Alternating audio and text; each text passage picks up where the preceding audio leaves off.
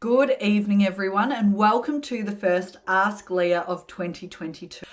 Today, first one for the year, I wanted to share with you something that happened to me this week and get you thinking about where you might be falling into the same trap in your life. See, here's what happened.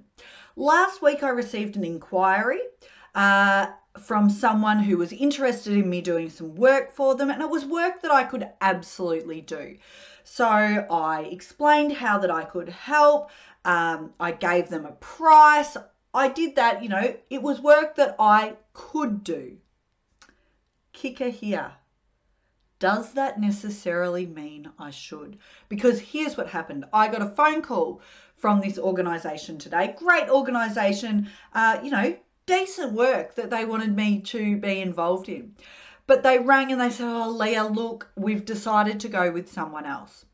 And do you know what my immediate feel was? The feeling in my gut? It was relief. You see, I could have done that work, but is it work that lights me up? No, it's not. So that got me thinking, Leah, why the hell did you say yes in the first place? Why did you go to the trouble of engaging in the conversations and putting forward a quote and a price? That old cliche of just because you can doesn't mean you should is so true. You see, my word for the year is untamed. And what that is about is letting go of the people pleasing, letting go of the doing what other people expect of me, and really getting clear on what I want and who I am and being absolutely true to that. Okay? I don't want to feel relief if someone says, actually, we've given the work to someone else. You know what? I shouldn't be engaging in conversations about doing that work, because if I had got it, I would have done a great job at it. It is work that I could do, but it would have sucked energy from me. It wouldn't have lit me up, and it would have then meant I was booked out on that day and unavailable for opportunities that really do light my fire. What this was a clear breach of me, myself, breaching my own boundaries because I wasn't super clear on what those boundaries are. I have a little saying on my desk that I look at every day, and it's this one here: protect your boundaries, protect your time. I'm 40. I turned 40 in June last year. I don't want to waste my time and not waste my time, but I don't want to spend my time on things that I don't love.